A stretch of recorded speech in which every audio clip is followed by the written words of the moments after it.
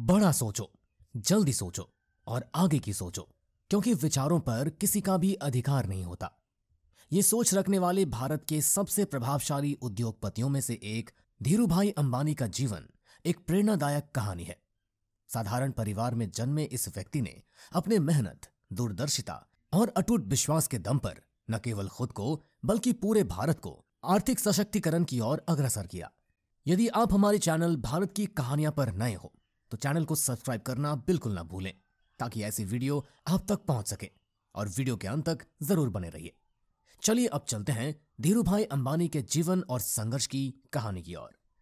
धीरूभाई अंबानी का असली नाम धीरजलाल गोवर्धन दास अंबानी था। उनका जन्म 28 दिसंबर 1932 को गुजरात के चोरवाड़ गांव में हुआ।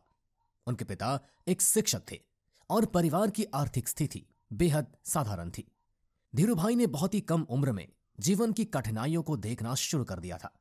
छोटी उम्र में ही उन्होंने महसूस किया कि अगर वो जीवन में कुछ बड़ा करना चाहते हैं तो उन्हें कुछ अलग करना होगा। उन्होंने एक हाई स्कूल की पढ़ाई बीच में ही छोड़ दी और अपने परिवार की मदद के लिए छोटे मोटे काम करने लगे। शुरुआती दिनों में वे रास्ते में पकौड़े बेचकर अपना गुजारा करते थे।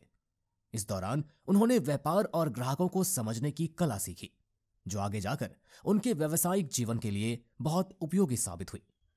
सिर्फ 16 साल की उम्र में 1948 में धीरूभाई अंबानी अपने बड़े भाई रमणीक लाल अंबानी की मदद से यमन के एडेन शहर चले गए।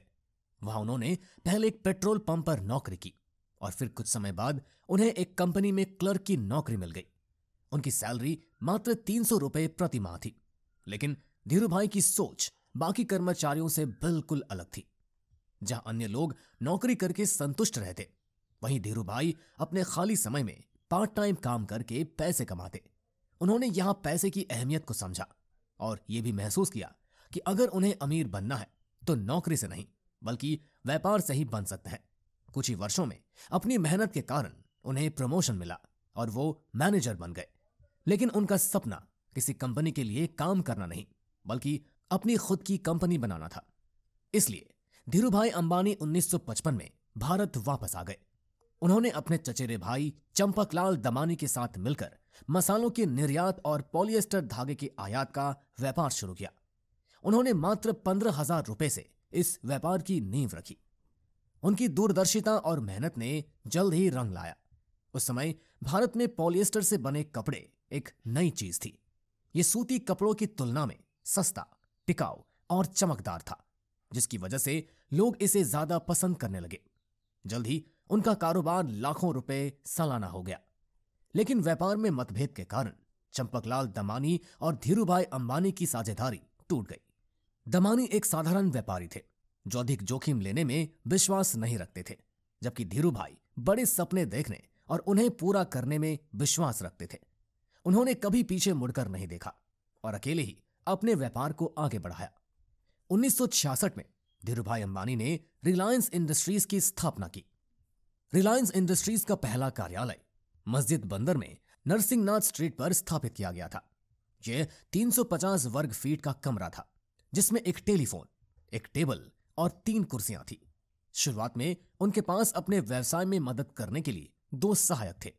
इस दौरान अंबानी और उनका परिवार मुंबई के भुलेश्वर में जय हिंद एस्टेट में 2 बेडरूम वाले अपार्टमेंट में रहा करते थे। उनकी सोच हमेशा से बड़ी थी।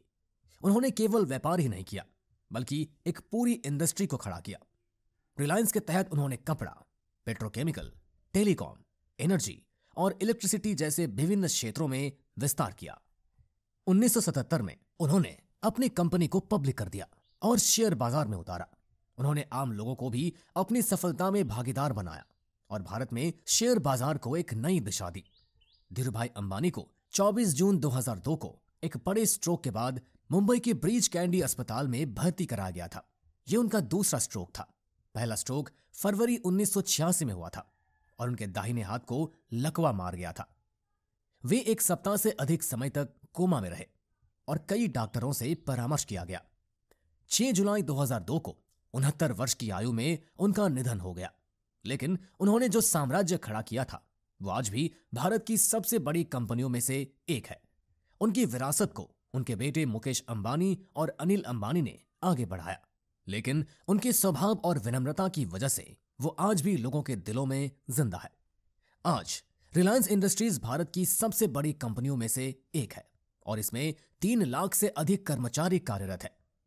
धीरू भाई का सपना सिर्फ एक सफल व्यापारी बनने तक सीमित नहीं था, बल्कि उन्होंने भारत को एक आर्थिक शक्ति के रूप में देखने का सपना देखा था। 15 जून 1998 के दिन नेतृत्व का उत्कृष्ट उदाहरण स्थापित करने के लिए पेंसिल्वेनिया विश्वविद्यालय के वॉर्टन स्कूल द्वारा डीन मेडल से सम्मानित किया गया। धीरूभाई अंबानी डीन मेडल पाने वाले पहले भारतीय थे और जनवरी 2016 में मरणोपरांत देश के दूसरे सबसे बड़े नागरिक पुरस्कार पद्म विभूषण से सम्मानित किया गया। धीरूभाई अंबानी की कहानी हमें यह सिखाती है कि अगर इंसान के अंदर मेहनत, लगन और दूरदर्शिता हो तो वो किसी भी परिस्थिति में सफल हो सकता है।